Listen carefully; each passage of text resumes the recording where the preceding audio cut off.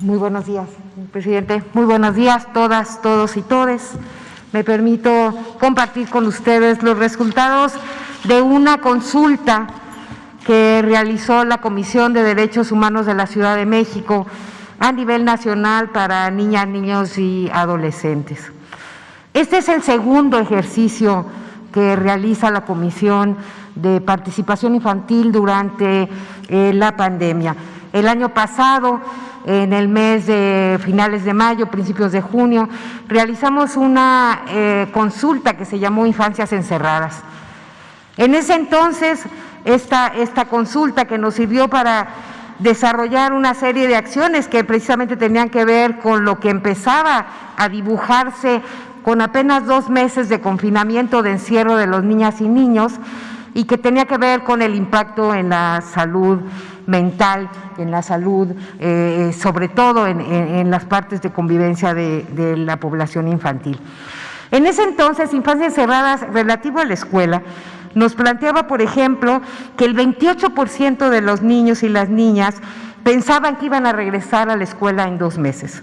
El 30% pensaba que iban a tardar un poquito más de 2 meses y el 40% no sabía cuándo regresaría. Han pasado 18 meses. Y si para los adultos 18 meses nos pesa este tiempo de pandemia, yo nada más quiero que visualicen que para un niño o una niña de 8 años, 18 meses es el 20% de su vida.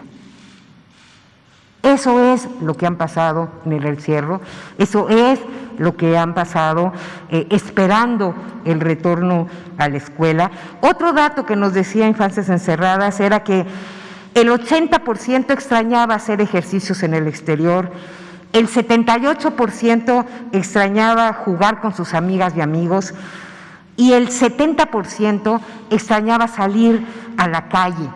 Imagínense ustedes, esto era en junio del año pasado, estamos empezando casi ya septiembre de este año y eso se ha ido acumulando en las niñas, los niños y los adolescentes. En esta ocasión, en el mes de julio, a partir de del primer ejercicio, la comisión decidió volver a convocar a otra consulta a nivel nacional que llamamos Caminito de la Escuela. En esta consulta participaron 37,764 niñas, niños y adolescentes de todo el país. Ellos entre los 5 años y los 17 años tuvieron la oportunidad de hacerlo en un cuestionario en línea y también participaron 267 niñas y niños en primera infancia, es decir, niños menores de 7 años, de 6 años, mandándonos dibujos. Básicamente les pedimos dibujen cómo se sentirían, cómo se sienten con el regreso a clases, o el posible regreso a clases, y nos mandaron casi 300 dibujos que nosotros igualmente analizamos. El 37,9% de los que nos contestaron estaban en lo que se llama la edad normativa para primaria, es decir, de los 6 años de edad hasta los 11 años de edad. El 28,6% es en edad normativa para secundaria, de 12 a 14, y el 26,5% en nivel medio superior, es decir, de 15 a 17, y tuvimos una representación del 3% de niños en preescolar, o sea, niños de 5 años. El 2,4% de quienes nos contestaron refirieron tener alguna discapacidad. Y el 3% refirieron ellos hablar una lengua indígena o referir que en su casa o en alguna gente de su familia hablaba una lengua indígena.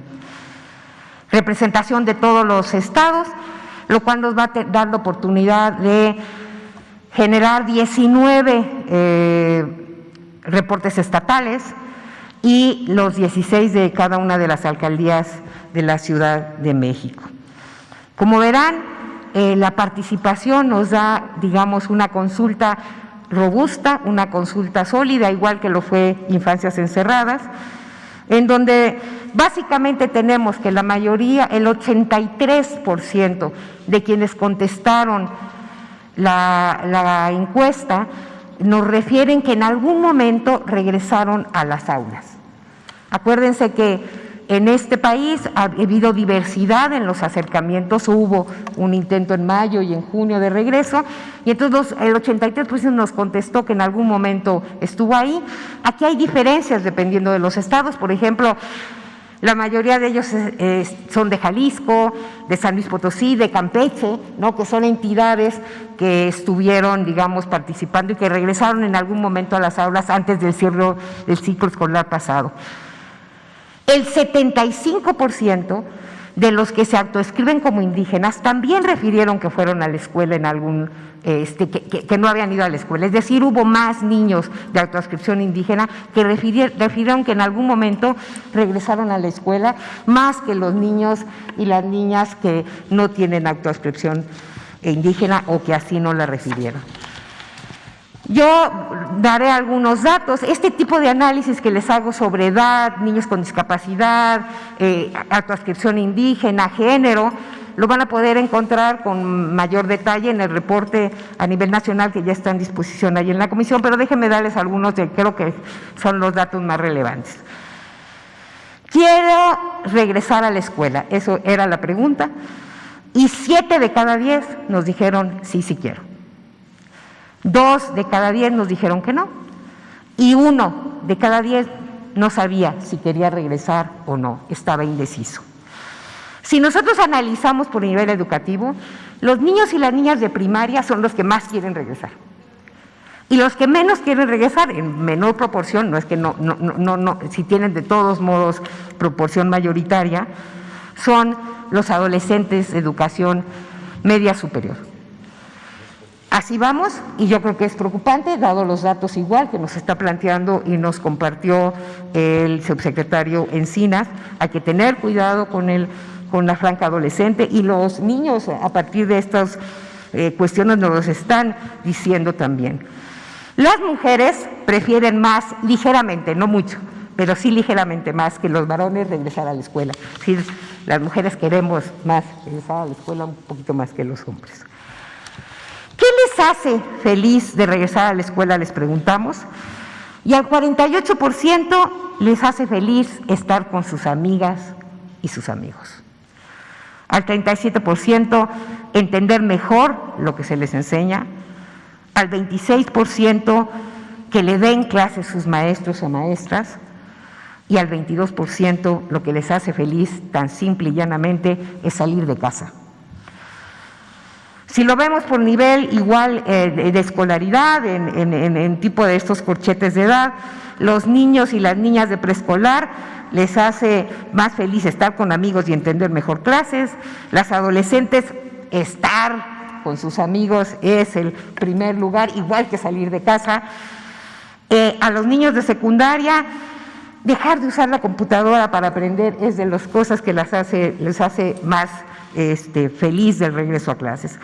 Los niños con discapacidad intelectual, por ejemplo, les hace feliz poder estar con sus amigos, y a los de discapacidad motriz múltiple y auditiva les hace feliz salir de casa.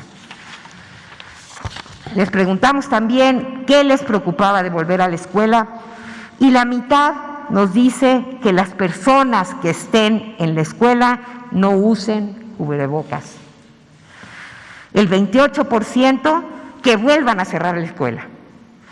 A otro 28% que ellos o cualquier otra persona se enferme de coronavirus, y al 18% no poder abrazar a sus amigos y a sus amigas. Cuando están, y es increíble, los niños de preescolar, la mayor incidencia está en la preocupación por no usar cubrebocas. Cuando estamos hablando, digamos, de niños de mayor edad, todas están preocupados porque se vuelva a cerrar la escuela en la parte de secundaria y en lugar de la escuela de nivel medio superior, es decir, que haya incertidumbre en volver al cierre. ¿Qué nos dicen los dibujos? Rápidamente, los dibujos que recibimos en un análisis que tiene que ver con el tipo de trazo, cómo se dibujaban, básicamente representan alegría.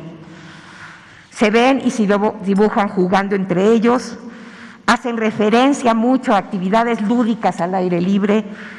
La mayoría de ellos se dibuja con tapabocas, ¿no? Y hacen mucha alusión a actividades de autocuidado. Dibujan el gel, se dibujan a distancia, o sea, entienden perfectamente que su regreso a la escuela no va a ser el mismo al regreso del marzo, a la que dejaron en marzo del 2020 y que requieren de hacer mayores cuestiones.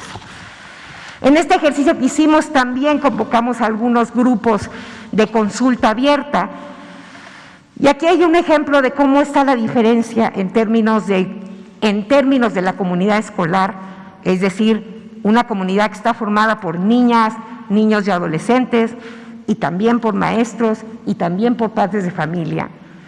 Hay una diferencia en cómo están percibiendo el regreso a clases.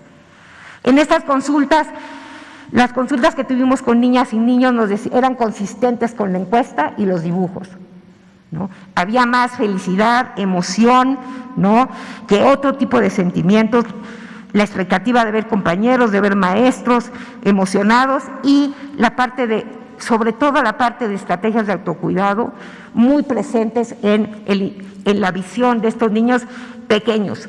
Estamos hablando de niños de 4, 5, 6 años de edad. Por su parte, los docentes marcaban incertidumbre, temor, pero también felicidad y emoción por volver a clases, entusiasmo y disposición, y sobre todo demandaban también la ayuda en términos de manejo emocional, tanto para ellos como para poder trabajar con los niños y las niñas en este entorno. El hecho de claridad en cómo iban a regresar, eso fue lo que nos reportaron en estos grupos. Y por su parte, en otro camino, las madres, los padres y los responsables de crianza, la sensación que más nos reportaron fue de miedo, fue de incertidumbre, de preocupación, ¿no? Y básicamente la demanda de protocolos e información. ¿Qué nos deja en términos generales la consulta Caminito de la Escuela? Básicamente los niños y las niñas y los adolescentes de nuestro país tienen muy claro y viven las varias funciones de la escuela. De entrada, la función social, cuando demandan que lo que más quieren es estar con sus compañeros y lo necesitan. También la necesidad de cambiar las mecánicas de aprendizaje, ¿no? Sí, básicamente los pesos que tiene y ha tenido la educación a distancia. Nos demandan también el ver, y eso es importantísimo, la importancia del trabajo en contención y la claridad que tienen en cómo el regreso va a ser un regreso diferente.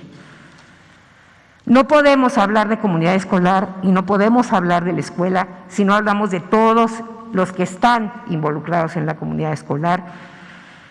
Y la discusión, y esta discusión se ha dado en muchos terrenos, dejando a un lado a quienes son un actor protagónico del regreso a clases, que son las niñas, los niños y los adolescentes.